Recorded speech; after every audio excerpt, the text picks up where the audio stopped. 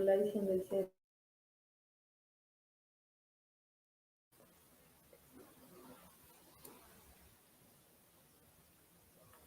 Listo. Buenos días a todos. Un cordial saludo desde la Escuela Superior de Administración Pública. Es muy grato para nosotros ser la sede de este 26º Congreso del CLAD y les damos la bienvenida con los profesores Sergio Chica y Julio César Cortés en el tema la complejidad desde la calidad y la innovación, las perspectivas y problemas que se presentan con el fin de mejorar la efectividad de las instituciones públicas. Entonces, me voy a permitir compartir pantalla.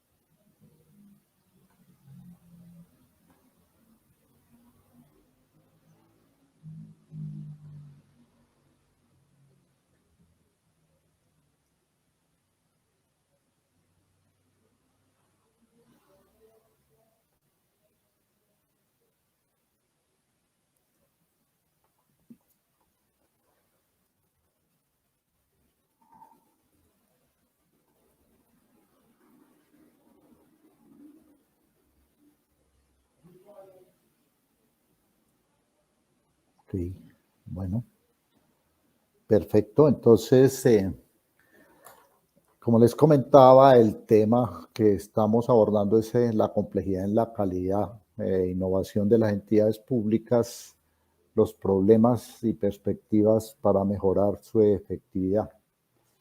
Vamos a abordarlo desde 3 puntos de vista. Por un lado, la complejidad y simplicidad desde la perspectiva conceptual y práctica de los 3 elementos sustanciales del título de la ponencia. Por un lado, desde la calidad, por otro lado, desde la innovación y por el otro lado, desde la administración pública. En segundo lugar, vamos a hablar, el profesor Sergio Chica, sobre la perspectiva desde el Estado abierto para mejorar esa efectividad de las instituciones públicas. Y en tercer lugar, el profesor Julio César Cortés también va a abordar otra perspectiva para mejorar la efectividad de las entidades públicas desde el diseño de los bienes y servicios públicos. Inicialmente, entonces, les voy a plantear algunas cuestiones que me parecen de fondo vitales desde la calidad. El primer aspecto es la calidad desde la parte conceptual. Digamos que históricamente, inclusive desde la edad antigua se ha hablado de calidad, pero desde la perspectiva contemporánea han habido unos enfoques muy claros de la calidad. Por un lado, desde el control estadístico de la calidad o corriente norteamericana de la calidad, el cual parte de unos supuestos claros como que errar es del ser humano y que hay que tolerar algún porcentaje de error en la calidad de bienes y servicios. En esa medida terminamos hablando de tener un 5% de errores o un 1% o 2% según el nivel de tolerancia. Y desde esa perspectiva estadística de la calidad es donde más se ha avanzado, sobre todo en nuestros países latinoamericanos, contemplando sobre todo el ciclo Deming de la calidad, que yo creo que todos los conocen. Esa es una perspectiva de la calidad muy mecanicista, muy cuantitativa y especialmente muy centrada en todo lo que hoy conocemos como el control de gestión. Por el otro lado está la perspectiva de la calidad total, más de origen japonés. La calidad para los japoneses o es total o no es. Esa concepción viene desde los mismos clásicos griegos, en donde se asume que todo debe tener calidad absoluta o efectivamente pues no la es. De todas maneras es un compromiso muy grande con la cultura de la calidad y esa calidad como tal es la que lleva en el fondo al desarrollo personal, organizacional y de los países. Y modernamente lo que tenemos son los sistemas de gestión de calidad, sistemas de gestión de calidad que se aplican obviamente al sector privado, pero fundamentalmente al sector público, en el cual tenemos una cantidad de componentes de todo tipo y evaluamos la calidad a partir de factores en gran medida asociados con indicadores y adicional a eso, pues intermediados por informes, por seguimientos periódicos, etcétera. Y desde esa perspectiva consideramos entonces que la calidad es fundamentalmente un proceso de medición antes que un problema de calidad real. Ya cuando uno mira el mundo real de las sociedades, de la administración pública, de los países, de las instituciones y organizaciones públicas, tenemos una calidad real un poco más compleja.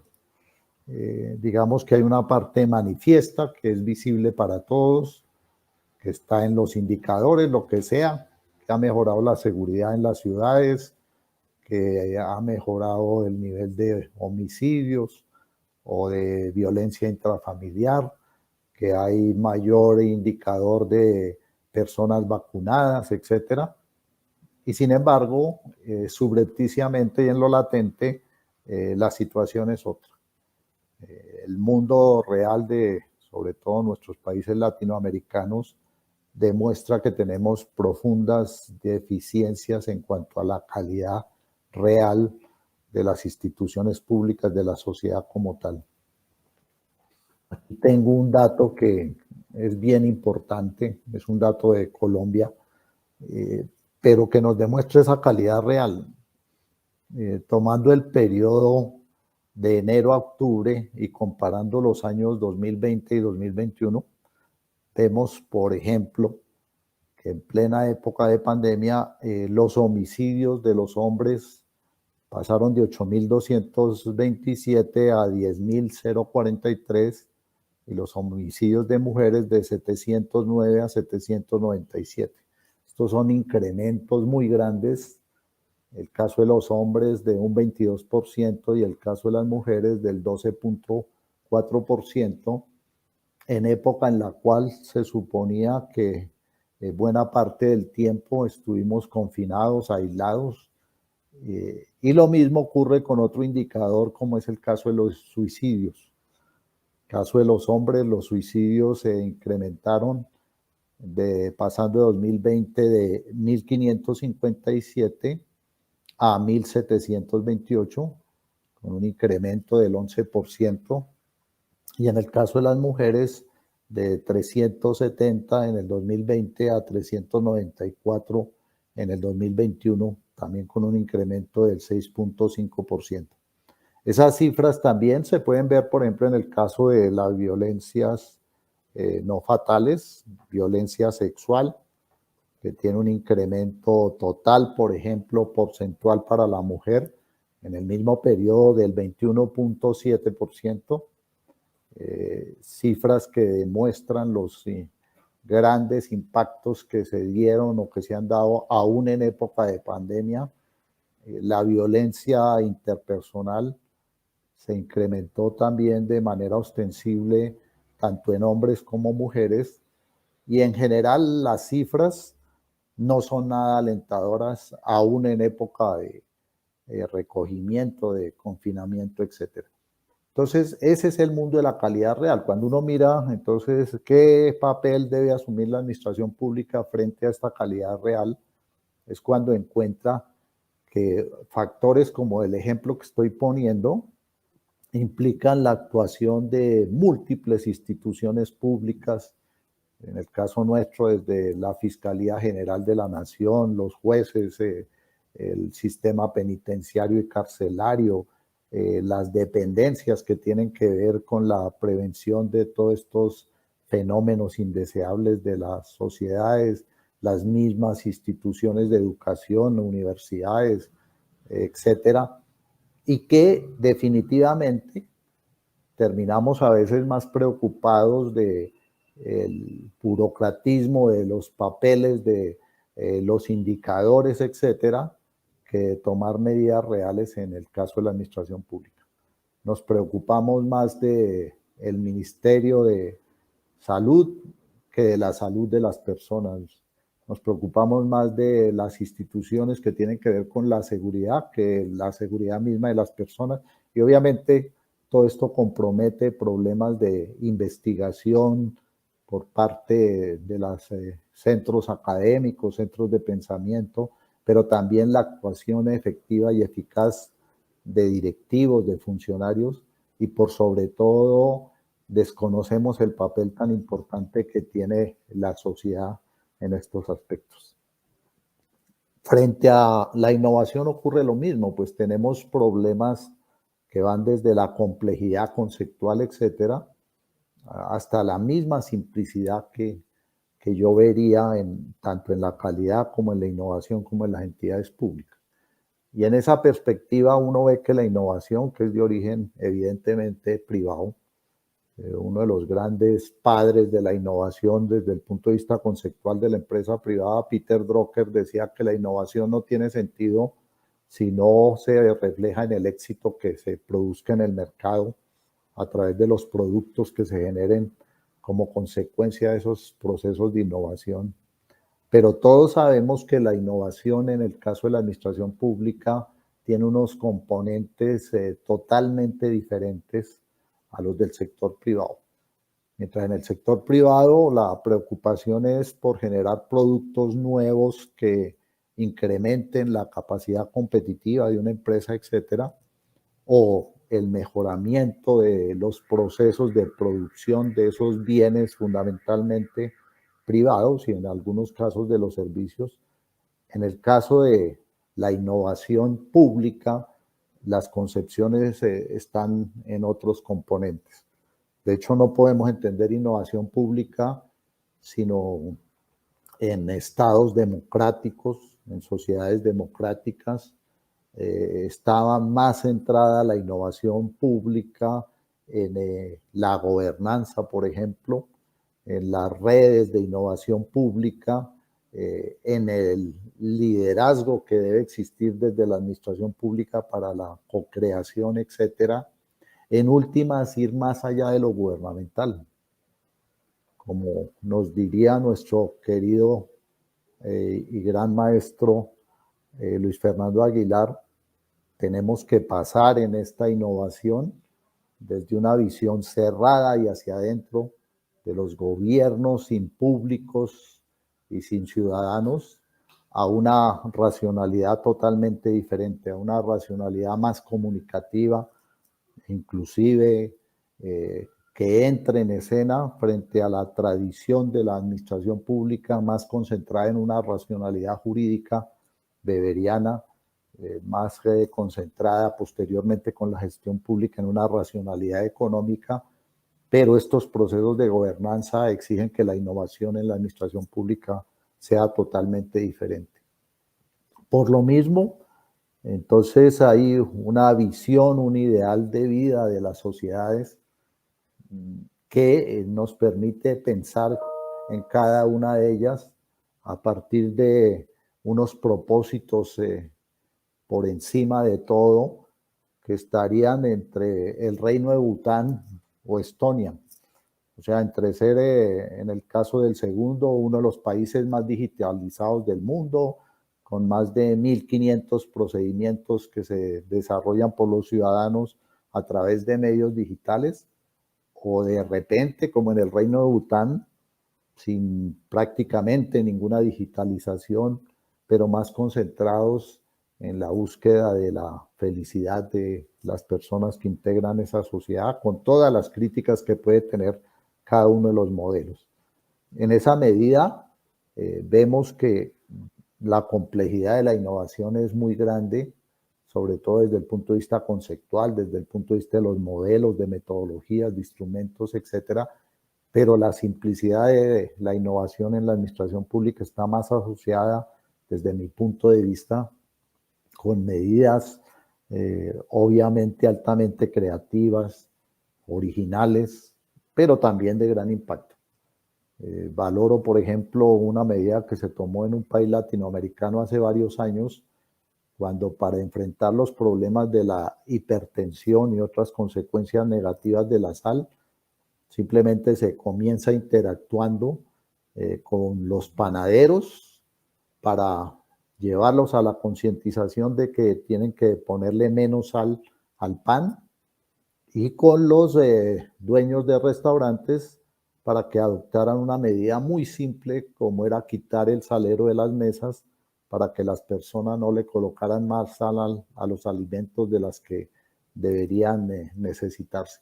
Eso es innovación pública, eso es innovación que tiene que ver con la parte social y obviamente está muy lejos de la innovación propia del sector privado. Por eso me parece que desde la simplicidad tenemos que propugnar más para mejorar esos procesos colectivos de concientización, etcétera, de modificación, cambios de comportamiento que permitan en gran medida solucionar los múltiples problemas que acogen a nuestras, digamos, administraciones públicas, caso de las latinoamericanas, etcétera. Por el otro lado, la reflexión aquí también es desde el punto de vista conceptual y práctico de la administración pública. Por un lado, lo sabemos, ha habido un esquema que cada vez se ha ido delimitando más. Entonces, por un lado tenemos los problemas del mercado, que suponemos y asumimos que prácticamente los problemas del mercado los resuelve el mercado, lo cual no es cierto, porque en buena parte, si no fuera por la administración pública, los desafueros que habría en el mercado serían enormes. Lo podemos ver y visualizar fácilmente con la pandemia. No me imagino qué pasaría en la pandemia si dejáramos toda la iniciativa privada. Definitivamente, yo creo que la cantidad de personas que terminan en hospitales, en UCIs, y la cantidad de fallecidos sería enorme. Pero en general se asume que los problemas del mercado los resuelve el mercado. Por el otro lado están los problemas de la administración pública, que tradicionalmente también se ha asumido que esos problemas de la administración pública los resuelve la administración pública, que para eso tiene un cuerpo de funcionarios, de tecnócratas, de altos directivos que están para eso, para resolver los problemas de la administración pública, inclusive en ambos casos con perspectivas diferentes, la participación de la academia. Y en tercer lugar, que es de los que menos se habla, los problemas de la sociedad. Y los problemas de la sociedad, entonces asumimos que por imposibilidad material de la sociedad, no lo resuelve la sociedad, que más bien los problemas de la sociedad o se los resuelve el mercado o se los resuelve la administración pública, lo cual considero que no es cierto. En esa medida, yendo hacia el otro aspecto, que es el que más quiero reiterar, que es el de la simplicidad, yo veo que desde los orígenes mismos de la administración pública, tanto en Europa como en Estados Unidos, la administración pública ha tenido un norte muy claro, a diferencia de lo que piensan muchos, y es desde el mismo cameralismo, el bienestar de la población, la felicidad de la población como uno de los fines últimos de esa naciente administración pública, pero que eso mismo se mantiene a través de los siglos y vemos que cualquiera, inclusive sea el autor, tiene una finalidad última de la administración pública, bien sea desde la perspectiva de la búsqueda del interés general, de la satisfacción de las necesidades fundamentales de una sociedad, el bien común, los asuntos públicos en esencia. La administración pública ha tenido muy clara esa finalidad. Desde mi perspectiva, uno de los grandes cambios que hay que darle a la administración pública es pasar desde una concepción netamente interdisciplinaria, a veces multidisciplinaria, a una concepción más transdisciplinar.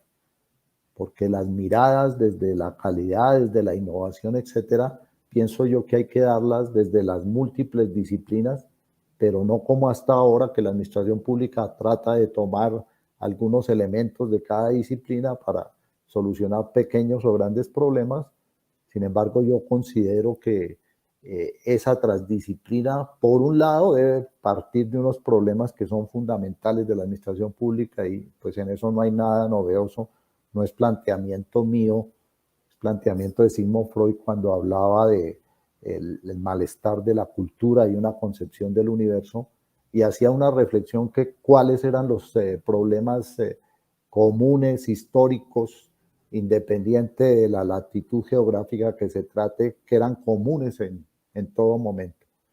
Y él visualizó tres tipos de problemas, ¿sí? Por un lado, encontró que la complejidad, simplicidad misma del ser humano estaba en que uno de los grandes problemas históricos, independientemente del contexto geográfico, era el problema de la salud, el problema de la enfermedad, el problema de la muerte. Hemos avanzado mucho en nuestras sociedades. Hoy se ha aumentado la esperanza de vida de las personas en casi todos los países del mundo, en algunos no, gracias a otros problemas que hay. Pero como tendencia hay un mejoramiento en materia de salud. Sin embargo, nos falta mucho, y la enfermedad y la muerte, y más ahora lo estamos viviendo, siempre será un problema de carácter público. Para eso hemos creado instituciones, las secretarías de salud, los ministerios de salud, los hospitales públicos, etcétera. Pero esa es una de las razones fundamentales que nos debería mover en cuanto a la calidad y la innovación en la administración pública. El segundo gran problema es el problema de la lucha del hombre frente a la naturaleza, y eso es histórico. Las grandes catástrofes naturales, los grandes ciclones, huracanes, los tsunamis, los terremotos, etcétera, en gran medida no han podido ser controlados. Hacemos edificios más sismoresistentes, etcétera, pero los avatares de la naturaleza, a pesar que en algunos momentos se pueden predecir, no llevan a que el ser humano todavía pueda evitar las consecuencias negativas de los desastres naturales. Para eso hoy en día hablamos, por ejemplo, de gestión del riesgo. Para eso las administraciones públicas toman medidas a través de lo que sea la aprobación de los estudios de suelos para construir un edificio, para construir puentes, etcétera. Pero es otro de los grandes problemas a resolver en general por una sociedad y en buena parte por la administración pública. Y el tercero, que es más crítico y quizá el que con el tiempo genera más personas fallecidas, más personas con problemas y consecuencias nefastas, es el problema de la interrelación humana.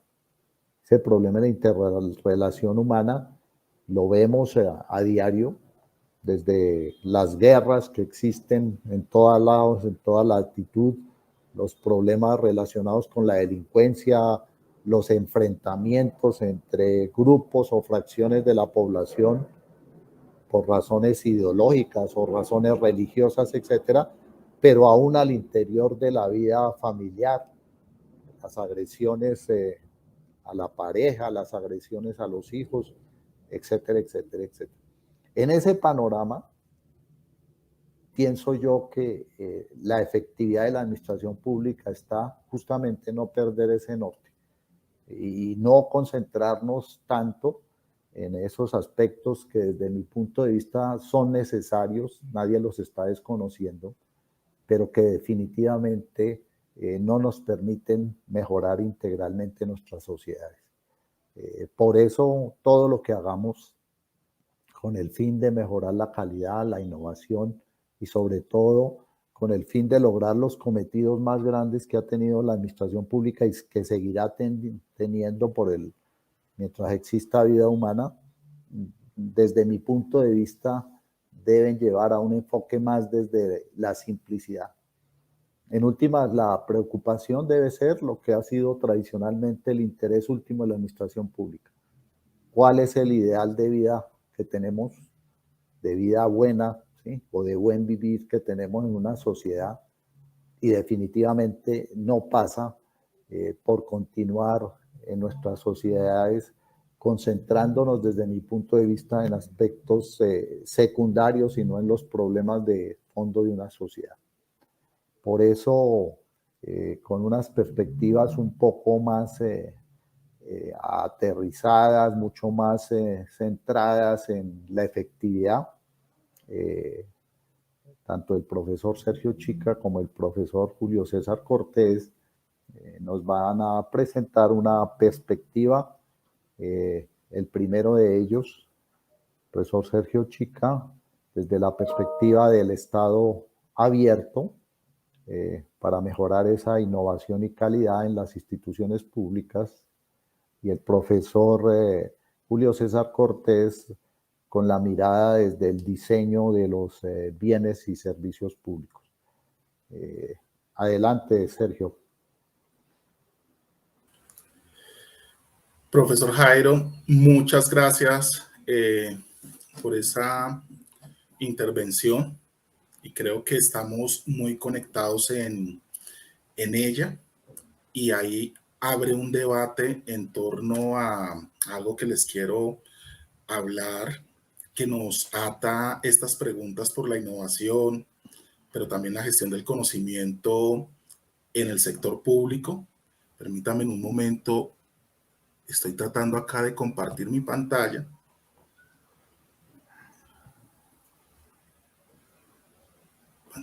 A ver.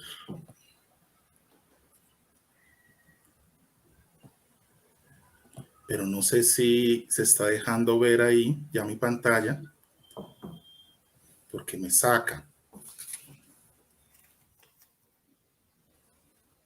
No sé por qué me está sacando. Ahí ya se está viendo mi pantalla. Ah, ya. Bueno, muy bien. Yo lo que les quiero hablar es muy sencillo, son unos elementos en estos 20 minutos sobre esa correlación entre innovación y entender la gestión del conocimiento en torno a cómo pasar de un gobierno, de la visión de gobierno abierto a la visión mucho más amplia de Estado abierto, tal como lo han planteado autores como el propio Oscar Oslak. Y en ese sentido, cuando hablamos de Estado abierto, no solamente es un problema de sacar la concepción de gobierno abierto de la rama ejecutiva y llevarla y abarcarla a todas las ramas del Estado, sino también es una mirada más amplia de gobernanza, en ese sentido de una pregunta central en América Latina, como lo dice el profesor Oslak, y es que para hacer una América Latina donde nadie se quede atrás, que sea más inclusiva, se requiere forjar una alianza Estado-sociedad y una nueva manera de construir gobernanza, que atraviesa también la discusión frente a no solamente ese paso de gobierno abierto a Estado abierto, sino también una discusión de repensar las concepciones de buen gobierno. Y es que podemos entender el buen gobierno como un gobierno más eficiente, un gobierno más eficaz, un gobierno más efectivo, que tiene un sentido, pero también podemos entender el buen gobierno, y ahí me sumo al planteamiento del doctor Rincón en torno a preguntarse el buen gobierno por el gobierno de lo bueno, el gobierno de lo bueno, el gobierno para lo bueno y el gobierno de los buenos. Y en ese sentido es como hacer diseños y rediseños institucionales para evitar el gobierno de los malos y cómo evitar también el gobierno de lo malo. Y ahí es la pregunta central en América Latina frente al ámbito de la corrupción institucional y las dinámicas que quebrajamiento de nuestros sistemas democráticos, de nuestro sistema social, incluso también de nuestros sistemas ambientales y claro, económicos.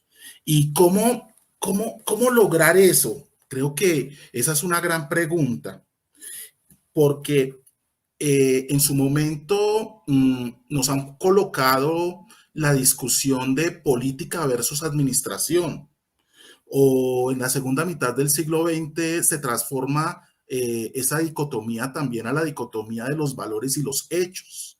Si la administración debe gobernar más con criterio administrativo que con criterio político, o como Herbert Simon en su momento también lo plantea, si la administración debe administrar más desde un plano fáctico, desde los hechos, que desde el orden de los principios y de los valores, y cambiar otro y construir un hombre racional, un hombre administrativo racional.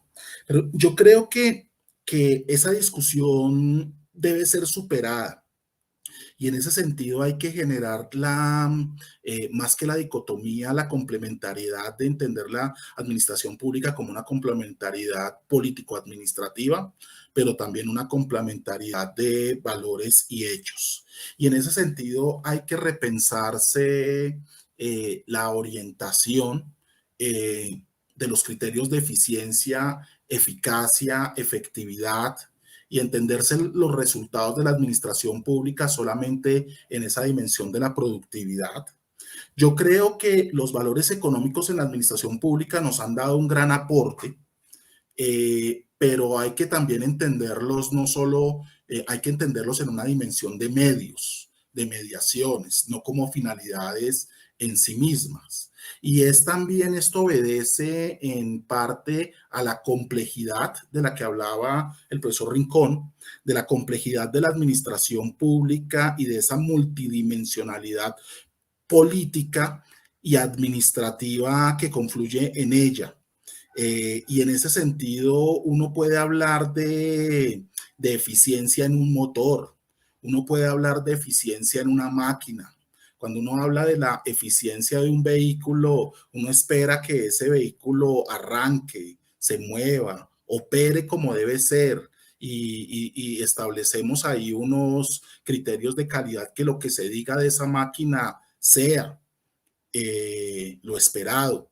Pero cuando hablamos de eficiencia en la administración pública hay un problema, y es cómo medir las relaciones de costo-beneficio en la administración pública. Cómo medir la reducción de costos frente a beneficios en la administración pública. Y ahí el concepto de eficiencia se nos queda muy, muy corto.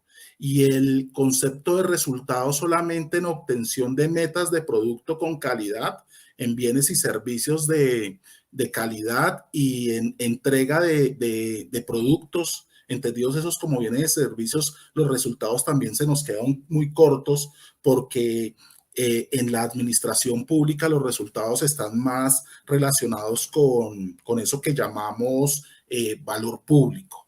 Y cuando hablamos de valor público estamos hablando de cambios sociales, cambios socioeconómicos, y también transformaciones culturales y transformaciones ambientales, que establecen también límites y regulaciones para ellas, que sí, que operan desde el Estado en su papel regulador, en su papel regulador. Y en ese sentido, hablar de eficiencia en la administración pública es mucho más complejo que reducirla al debate de los valores economicistas. Y en ese sentido hay que ampliarse a otro tipo de valores. La pregunta por la confianza, por la colaboración, por la transparencia, por la legitimidad, por la participación, por la democracia, ahí también son muy, muy importantes tomarlos en cuenta.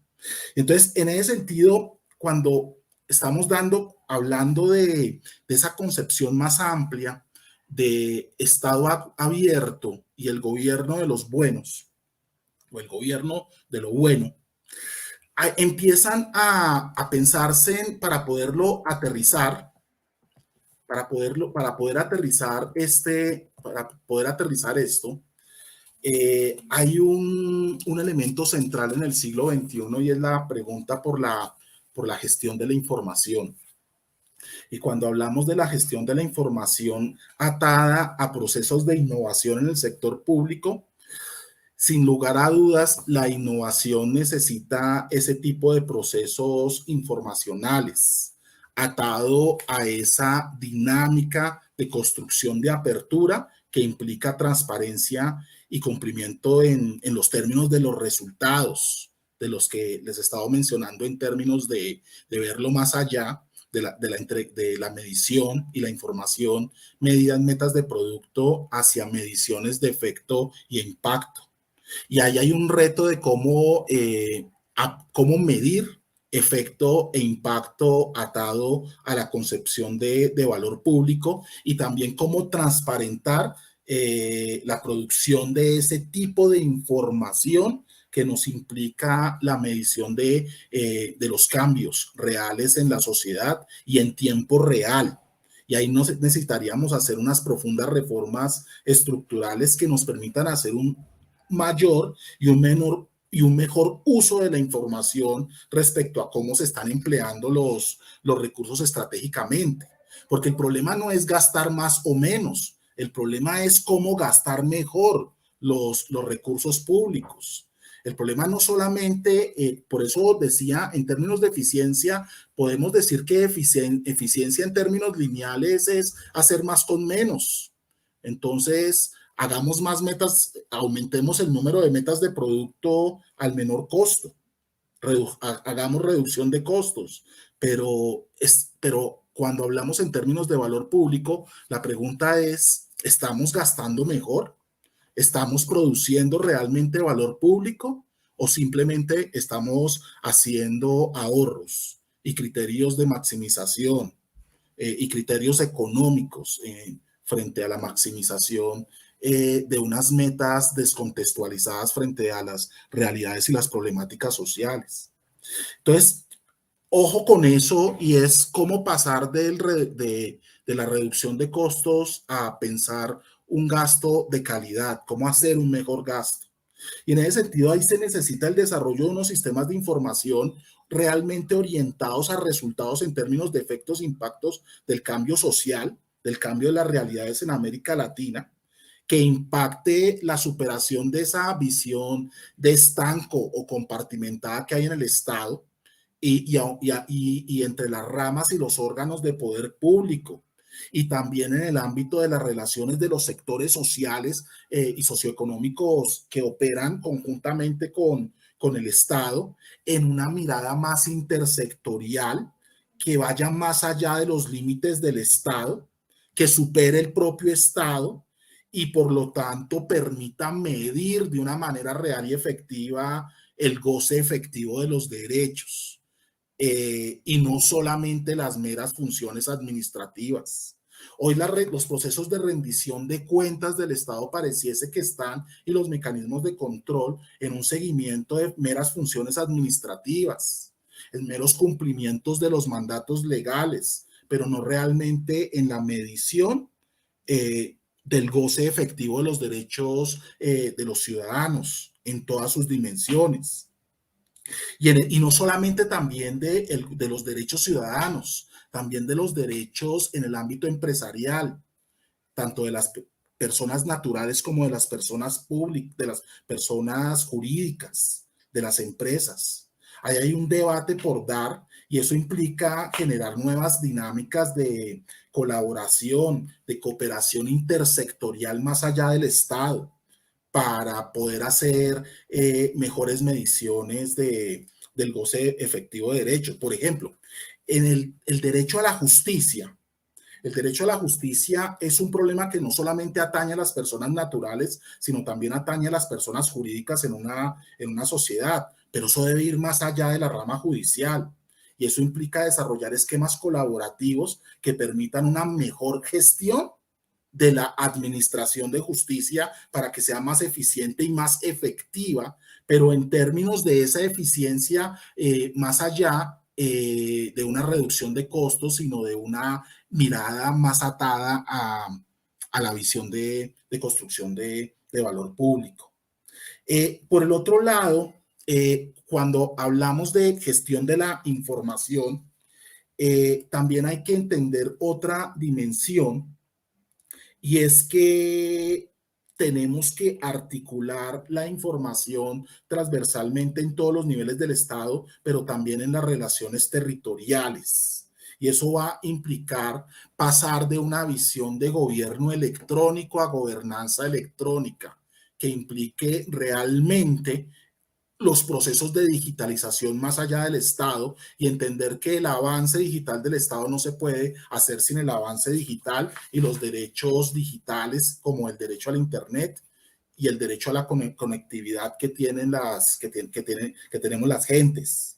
Y eso implica también hacer procesos de analítica de datos, de big data, de inteligencia artificial, pero que se articule con las realidades y las necesidades locales, en ámbitos intersectoriales y en relaciones interterritoriales. Y por último, en la gestión de la información, sabemos que hoy la información debe ser cada vez de mayor calidad y de mayor acceso, como un mandato, pero también hay que resaltar que hoy la información en el Estado se vuelve también un activo susceptible de mercadeo, como es el caso de la venta de información tanto a ciudadanos como a otras entidades que desarrollan entidades propias del Estado. Por ejemplo, en el caso colombiano, uno encuentra en Bogotá la unidad de catastro distrital y en general las unidades de catastro, o el IDEAN o el Agustín Codazzi, que son parte de nuestra administración pública, pero ellos, para poder sobrevivir y establecer esquemas de venta de servicios, venden la información para, como venta, como parte de sus portafolios de servicios en materia de venta, en materia de generación de recursos propios. Pero claramente para un municipio de quinta, sexta categoría, para una organización no gubernamental, para una organización de vecinos, acceder a ese tipo de información con costo le coloca unos límites, y coloca unos límites a la transparencia. Y ahí es donde tenemos que pasar de esos modelos de generación de recursos propios en políticas de competencia a modelos más colaborativos y más cooperativos, y generar transformación en esa visión de la gestión en esa visión de la gestión de información. Rápidamente, porque creo que hay mucho por decir acá, para puntualizar frente al tema del valor público, pues lo resumiría en términos de que valor público no solamente, sí hay que verlo mejor, hay que verlo como el cambio social deseado y legítimamente deseado, pero también a lo que se ha dicho sobre valor público, habría que agregarle la pregunta por los derechos fundamentales en torno al goce efectivo de derechos, pero también a la adecuación de los procesos administrativos para poder gestionarlos, para poder concretar la democracia frente a la efectividad del cumplimiento de los derechos de los ciudadanos en ámbitos claramente democráticos de la representatividad, pero siempre frente al cumplimiento de cara a la ciudadanía. Y eso es lo que implica una visión de gobierno abierto. Por otro punto clave, y lo que les decía yo, de pasar de esa visión, o complementar mejor esa visión de buen gobierno al gobierno de lo bueno, para lo bueno, y el gobierno de los buenos, es como cerrar las brechas frente a la corrupción administrativa.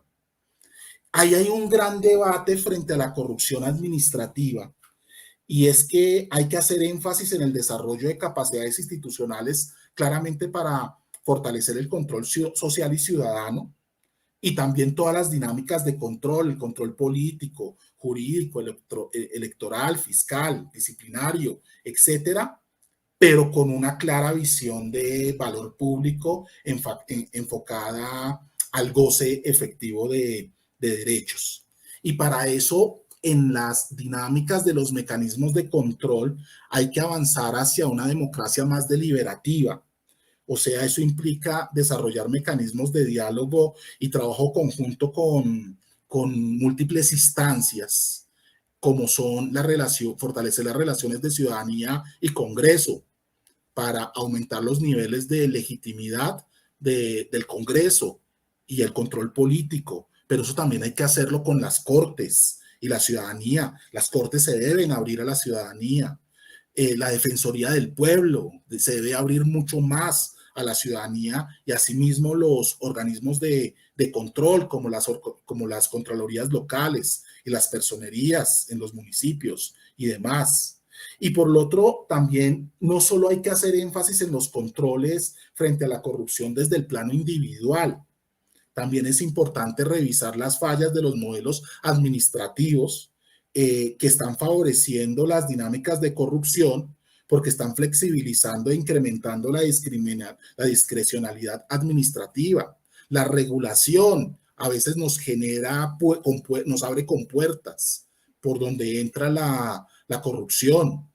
Entonces, creamos una regulación y a la medida que estamos creando esa regulación estamos también generando la dinámica de corrupción, y eso se puede corregir con mejores diseños administrativos y el uso de la tecnología para hacer unos mejores diseños administrativos que nos cierren esas brechas de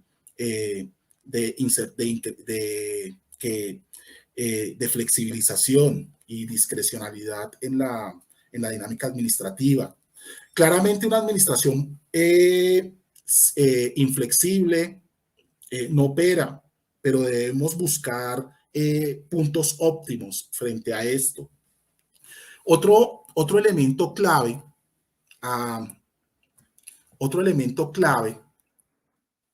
es la gestión del factor humano y la cultura de la innovación. Ahí la ESAP puede jugar un papel muy importante, y es que hay que avanzar, si bien en los espacios de empoderamiento hacia afuera de la ciudadanía en la construcción de un Estado abierto y dar esa apertura, también hay que empoderar a los servidores públicos hacia adentro en la administración pública. Pero también se debe hacer un proceso de revisión de las barreras de la innovación en el sector público de la misma forma, hacia pensarse una innovación en modo abierto y mirar cuáles son esas barreras de la innovación pública desde la ciudadanía, y a su vez cuáles son esas barreras de la innovación hacia adentro desde los servidores públicos. En tal sentido, hay que ver al servidor público como un agente de la innovación y formar y desarrollar competencias para ello en los diferentes niveles de la administración pública y en los diferentes ámbitos, especialmente también en el ámbito territorial. Eso implica cambiar las formas de capacitación y de formación y pasar en el sector público de formar y capacitar individuos para el sector público a formar equipos para el sector público, equipos de servidores públicos con una visión abierta, con interacción con la ciudadanía. Pero eso también implicaría otros retos, como es darle una apertura al sector público a otros nuevos talentos que no se han movilizado tanto en el Estado, pero son necesarios. Hay que abrirle la puerta a otras disciplinas, más allá de los administradores, los abogados y los economistas. Hay que abrirle las puertas a los antropólogos, a los sociólogos, a los científicos de datos, a los neurocientíficos, a los expertos en ciencias del comportamiento, abrirle las puertas a los diseñadores. Esto es clave, y generar los mecanismos para contar con ellos, pero que esos campos que le han hecho tanto bien a las ciencias sociales y a la sociedad en su conjunto, entren al Estado, también le pueden hacer mucho bien en esa construcción de lo bueno. Por otro lado, está también el ámbito de una cultura de la innovación centrada en la gestión de retos, de soluciones, y también el planteamiento de metodologías ágiles en la gestión pública. Frente a esto habría mucho que decir, pero básicamente es más que pensar problemas, pensar retos y pensar soluciones frente a ellos. Y claramente en la gestión de retos y el planteamiento de problemas, los problemas se rediseñan. Y en la medida que los problemas se rediseñan, emergen nuevas maneras innovadoras de solucionarlos. Para eso también hay que avanzar en las metodologías, por ejemplo, en el pensamiento sistémico en la administración pública. Hay que incorporar nuevas formas de pensar la gestión pública en procesos, por ejemplo, de gamificación, los diseños transdisciplinares, la iteración, la experimentación en la administración pública, el prototipado, el banco de pruebas regulatorias, pensarse en esquemas de financiación alternativos. Miren que como para el caso acá en Colombia, cómo nos fue de bien en esas alianzas público-privadas, donde estamos ahorita estrenando el paso de la cordillera central y todo lo que fue la entrega de infraestructura en la línea, allá en el eje cafetero. Pero miren cómo el Estado moviliza recursos públicos para que los privados hagan la obra y a veces nos funciona, vemos que nos puede funcionar, pero también podríamos verlo en otros sectores, en el otro sentido, que el sector público movilice recursos y el Estado haga la obra, como por ejemplo en educación, que no solamente sea el Estado movilizando recursos y el Estado haciendo la obra de la educación pública, sino también pueda el sector público movilizar recursos y que se los entregue y se los confíe al Estado y el Estado pueda hacer la obra, pero para eso se necesitan instrumentos y sobre todo generación de alianzas de confianza para pasar de juegos las alianzas público-privadas en juegos ganar-ganar, donde gane lo público y gane el privado, donde superemos ese modelo de socializar pérdidas y privatizar ganancias. Y para terminar, un punto final, y termino con ello, es que hay que repensar precisamente el uso de la contratación y especialmente el uso de la contratación de personal basada, avanzar a un uso de la contratación de personal basada en el mérito.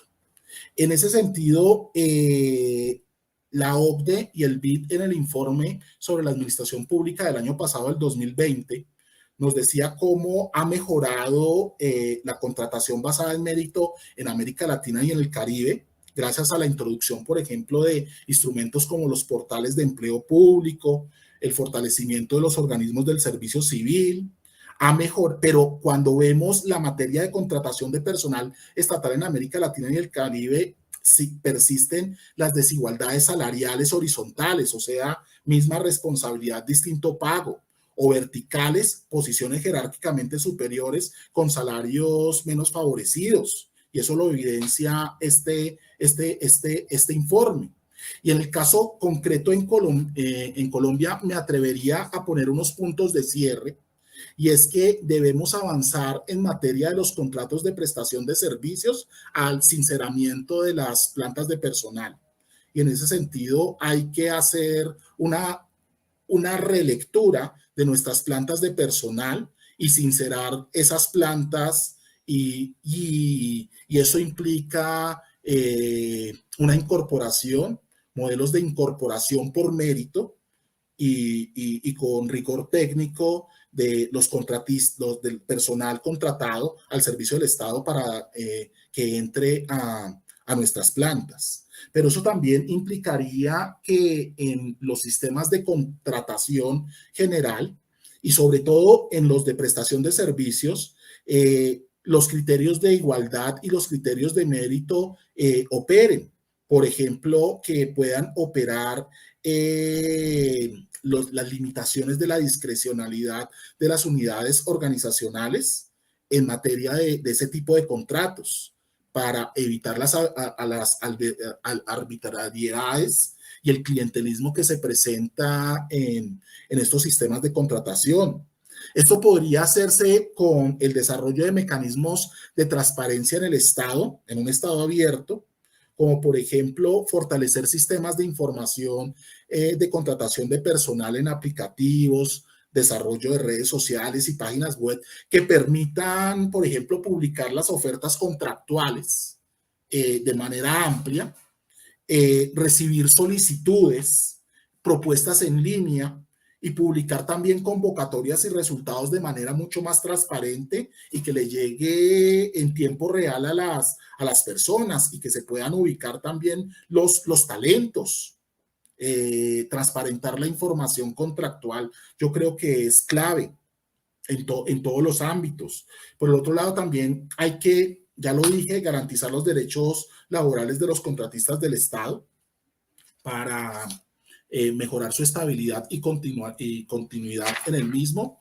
Eso también implica dentro de esos derechos entender como un derecho la evaluación y la capacitación continua del personal contratado, orientada frente al desempeño de su buen el desempeño, y también hacia una orientación de una capacitación y evaluación en equipo.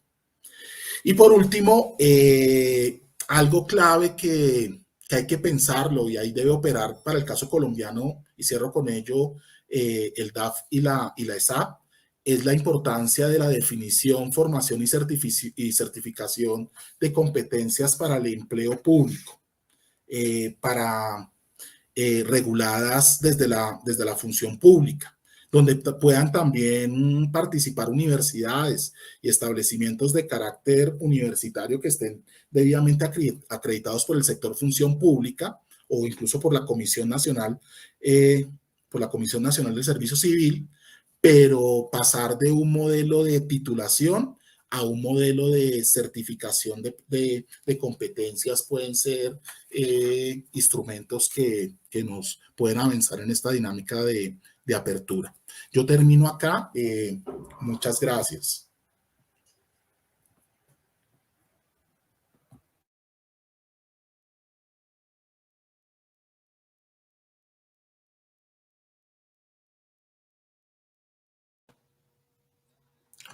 Muy buenas tardes. Julio César Cortés, a sus órdenes, docente de la Escuela Superior de Administración Pública en Bogotá. Bueno, vamos a tratar de llevar a la práctica con un ejemplo muy concreto todo lo que se ha mencionado por parte del profesor Jairo y del profesor Sergio.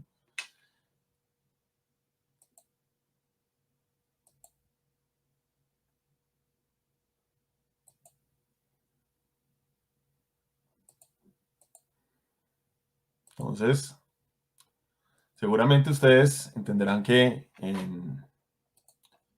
el tema de la complejidad es bien interesante de analizar cuando uno trata de resolver problemas muy concretos que de alguna manera atormentan el desarrollo en América Latina. Yo les puedo consultar a ustedes, por ejemplo, ¿cuándo los países de América Latina alcanzarán un rendimiento en educación básica en medida similar al de países desarrollados? ¿Cuándo estaremos a nivel de Finlandia, de Francia, de Alemania? Es una pregunta interesante. O por lo menos cuándo cumpliremos metas asociadas a lo que nosotros nos planteemos como objetivos, supuestamente atendiendo a nuestra realidad. Y la respuesta sin duda es compleja porque existe realmente un fenómeno muy interesante en la sociedad que es lo que se conoce en cibernética como variabilidad. Y encuentro que nuestra población tiene muy diferentes características. Y cuando hablo de población, a su vez, hablo de diferentes elementos, desde individuos, hogares, viviendas, regiones en términos de entidades territoriales, y podemos hablar de especies, podemos hablar de empresas, podemos hablar de muchos tipos de población, pero todos ellos tienen una característica y es que son actores que tienen muchísimas variables. Y eso significa que los bienes y servicios que les proveemos tienen que estar acordes con sus características. Niños que tienen capacidades excepcionales, niños que serían buenos para la música, tienen esa competencia. Hogares, ¿sí?, en donde el nivel de formación de los padres no es suficiente para acompañar a los hijos en el desarrollo de habilidades y de conocimientos básicos en el colegio, ¿sí? Entonces, y esto no es lo mismo si lo vemos desde el punto de vista cultural, grupos indígenas. No es lo mismo si lo vemos desde el punto de vista geográfico, cuando estamos ubicados en un país, en otro, en la zona sur, en la zona norte, en la zona selvática, en la zona desértica, cuando los fenómenos políticos son diferentes, sobre todo cuando la economía es muy variada. En nuestro país y en los países de América Latina sabemos que hay regiones muy desarrolladas y otras muy quedas. Esa variabilidad es algo determinante para entender las características del bien y servicio que vamos a proveer.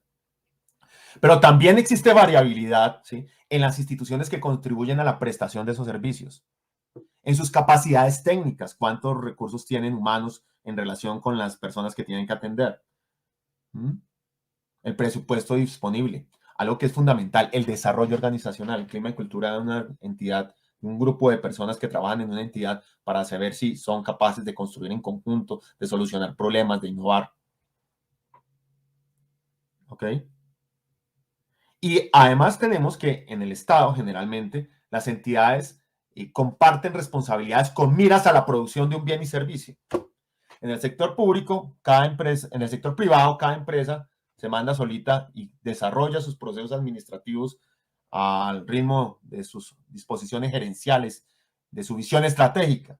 En el sector público la cosa es un poco más diferente, más complicada, porque obviamente tenemos ministerios o secretarías, como en México, bueno, órganos del nivel nacional que rigen un sector X o Y.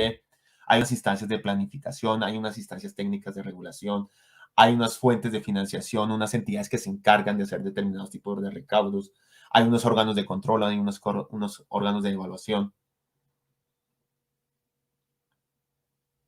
Sobre todo a mí me preocupan mucho las entidades que se concentran en la ejecución, en la prestación de los servicios, en los hospitales públicos, en los colegios, en lo que podría ser las entidades que atienden problemas de familia. En Colombia, el Instituto Colombiano de Bienestar Familiar. Cada país tendrá una entidad dedicada a estos temas. Los centros que se dedican a la educación de adultos, a la educación técnica para el trabajo, las universidades. Y cuando vemos, por ejemplo, en Colombia 10.000 colegios, no sé cuántos en Argentina, no sé cuántos en Brasil, la pregunta es, ¿su comportamiento es igual? ¿Sus variables son igual? ¿Las características de sus docentes, de sus directivas, de su infraestructura, de sus dotaciones? El Hospital 1, el Hospital 2, el Hospital 5.000.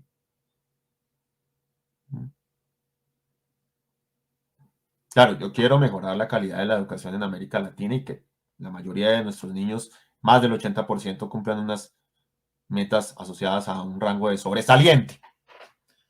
Pero la pregunta, ¿cómo lograrlo cuando, además de tener población tan diversa, también tengo entidades públicas que se comportan de forma tan diferente? Porque son múltiples las variables que se conjugan para explicar determinado tipo de comportamiento. Y también tengo serias dificultades, muchos retos, para resolver el tema de esas relaciones intergubernamentales que se dan entre los diferentes actores del Estado. En nuestro país no hemos podido resolver el tema de la justicia, en el sentido de que una cosa, el Código Penal es una cosa, el sistema penitenciario es otra, los procesos judiciales son muy complejos, los servicios de policía.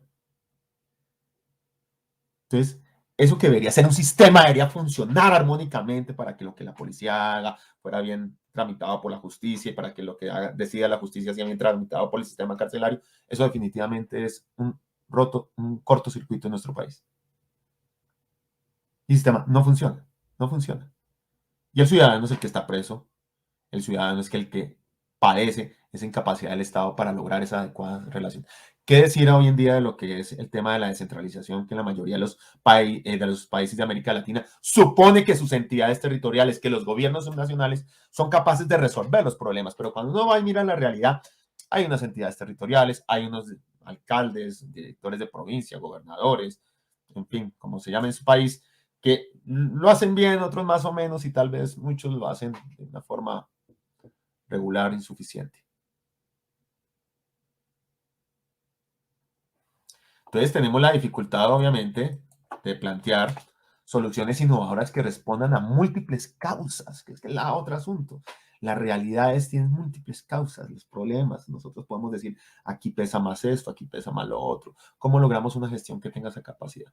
En términos generales, lo que hemos tratado de soportar es que es importante concentrarnos en el tema de los bienes y servicios que proveemos realmente a la población.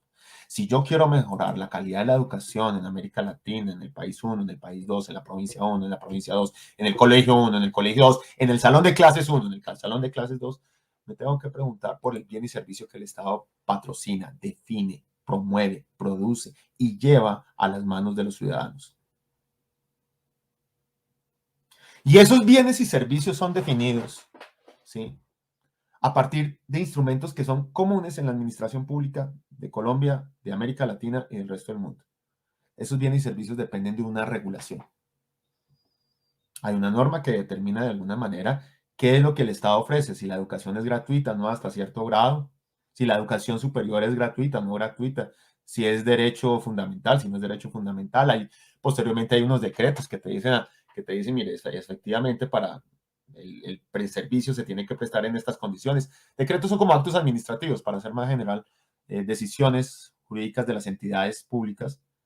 Hay regulaciones técnicas. Entonces, por ejemplo, en materia de educación, uno de los temas fundamentales es cuál es el número de estudiantes por salón. ¿Cuál es la relación técnica de eficiencia, como decía Sergio, del número de estudiantes por profesor, por grupo? ¿Cuál es la eficiencia técnica de una relación? ¿Cuál es la relación técnica, perdón, entre número de estudiantes por un computador? Espacios abiertos en los colegios para atender a los estudiantes. Piensen en el mejor colegio que ustedes conozcan. Ahora piensen en el peor.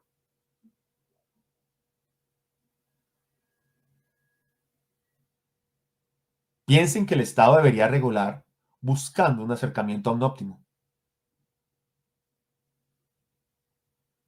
Y las condiciones, por ejemplo, que actualmente definimos en muchas de nuestras regulaciones no corresponden a ese óptimo.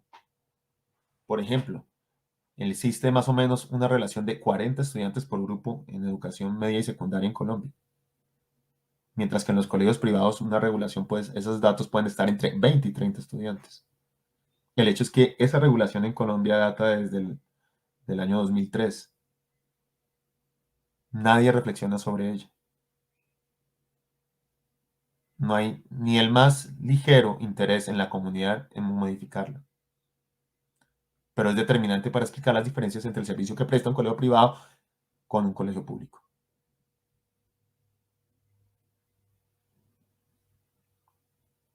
Pensemos en la organización. Pensemos cuáles son las entidades que se encargan de planificar, regular, planificar, producir, prestar o prestar directamente, controlar, evaluar ese servicio. Pensemos qué capacidad tienen, ¿sí?, esas entidades. Pensemos si hay una red de instituciones. Por ejemplo, si una entidad territorial maneja un conjunto de colegios, ¿esos colegios trabajan armónicamente en función de unos propósitos? No, no necesariamente es así. Puede ser que cada uno de esos colegios trabaje en la dirección que le determine su rector, o que determine el equipo de docentes, o a veces que determinen los sindicatos. Pensemos si los equipos burocráticos son capacitados, por ejemplo, para adelantar programas. Aquí, digamos, un ejemplo muy concreto es que siempre plantean programas y proyectos especiales para mejorar la calidad de la educación, que siempre terminan, por ejemplo, en lo que es la capacitación de docentes o el suministro de equipos de cómputo o de software. Esos equipos burocráticos, cuando planifican esas sesiones de capacitación para profesores en aras de mejorar la calidad de la educación, generalmente no le atinan a la mejor estrategia. Contratan a alguna entidad, alguna universidad para que desarrolle tantas horas sobre un tema que la universidad les propuso, y que llega a algunos docentes que es probable que lo implementen. Algunos sí, algunos no. En algunas partes el rector le dirá que sí, en otros que no. En los colegas tal vez le dirán que sí, que no.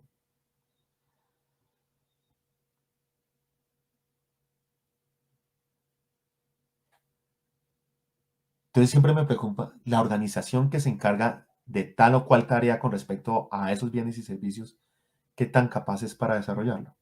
tiene el equipo, sencillamente tiene la cantidad de personas suficientes, por ejemplo, para atender los trámites que llegan. Pensemos en la gestión, que es como esa parte dinámica en donde los planes, programas y proyectos deberían dar cuenta de la optimización de estos bienes y servicios. ¿Sí? Programas culturales, programas recreativos, deportivos. ¿Cómo se dinamizan? ¿Cómo se construyen? ¿Qué tan consistentes son entre ellos? Entre esos planes indicativos, esos planes estratégicos y esas materializaciones concretas que se dan en las entidades públicas, en las entidades territoriales, a manera de programas y proyectos. ¿Cómo se desarrollan los trámites?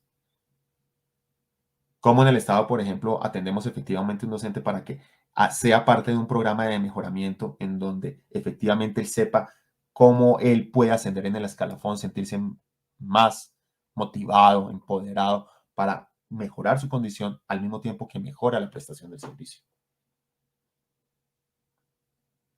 Hoy en día tenemos muchos sistemas de información, ¿sí? Muchos sistemas de información en términos de la gestión que realiza el Estado, pero poco uso de ella. No se analiza suficientemente y no se toman decisiones. Y finalmente, siempre seguramente los aspectos más importantes para hablar de los bienes y servicios es cómo nosotros definimos esos costos. Yo no sé, creo que en América Latina tenemos el mismo problema, y es que como los recursos públicos son, suponemos nosotros, inagotables, el tema de los costos no es fundamental, pero el tema de los costos es clave, no en la medida en que busquemos de ser más eficientes, gastar menos por unidad, sino en el sentido que logremos la mejor relación costo-beneficio, como plantea el profesor Sergio. En Colombia, más o menos, un buen colegio gasta 3 o 4 veces más que un colegio público por estudiante. Y los resultados, en términos generales, son terribles por la inequidad social que se genera. Las brechas son enormes.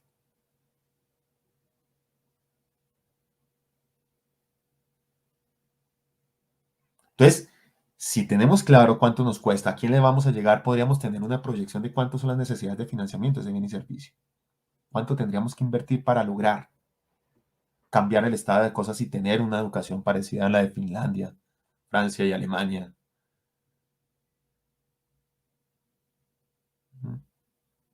Y la pregunta es, ¿de dónde vamos a sacar esos recursos, planteando unas necesidades de financiamiento que son enormes para poder cambiar ese bien y servicio, que es el que a la hora de la verdad nos va a dar cuenta de la efectividad que requerimos? En educación, en salud, en seguridad, ¿cuántos policías más? ¿Cuántas cámaras más? ¿Cuántas acciones más? ¿Sí? Y esto es un problema en el sector público, porque hoy en día hay unas presiones enormes de gasto a raíz de todo esto que conocemos como políticas poblacionales. Hay movimientos de jóvenes, de comunidades campesinas, todos son movimientos y todos están exigiendo recursos, atención del Estado, políticas específicas. Llevamos más o menos 7, 8 reformas en los últimos 10 años, reformas tributarias. Y la pregunta es, ¿y el presupuesto sigue siendo escaso? Sigue siendo escaso. Y si usted quiere cambiar estructuralmente para que la educación sea el motor de una sociedad, la pregunta es, ¿de dónde va a sacar los recursos si se necesita invertir tanto más? El problema es entonces construir bienes y servicios que tengan una clara regulación en busca de características de calidad, de una forma similar a como lo desarrolla la mejor institución. Contar con entidades que sean capaces y suficientes, con un clima organizacional adecuado. Lograr una gestión en términos de inversiones públicas que se orienten efectivamente a desarrollar esos bienes y servicios con cobertura y calidad, y lograr una financiación que sea sostenible en el tiempo.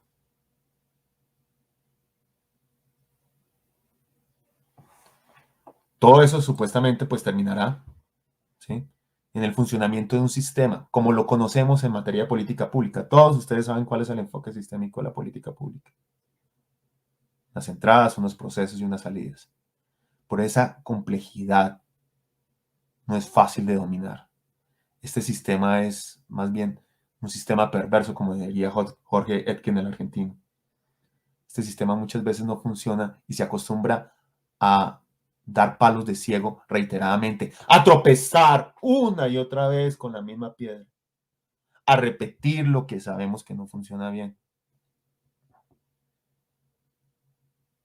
Entonces, mi cordial invitación es a que pensemos en América Latina en una nueva forma de ver el tema de los bienes y servicios. Para el sector privado es clarísimo, pero para nosotros no, porque estamos más preocupados, como decía el profesor Jairo, en administrar el Estado como un fin en sí mismo. El Estado no existe para administrarse. El Estado existe para prestar bienes y servicios que garanticen derechos. Estamos más preocupados por el tema de administrar el presupuesto internamente o administrar la burocracia internamente, que en ver si el presupuesto es estratégicamente funcional, si la burocracia es estratégicamente funcional para mejorar la prestación de sus bienes y servicios.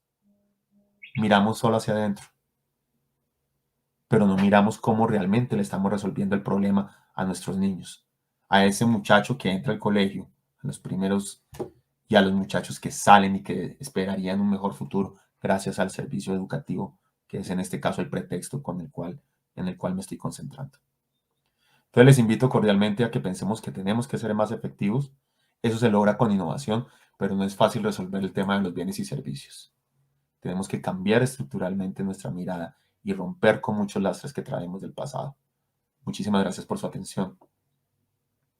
Y bueno, creo que es sesión de preguntas.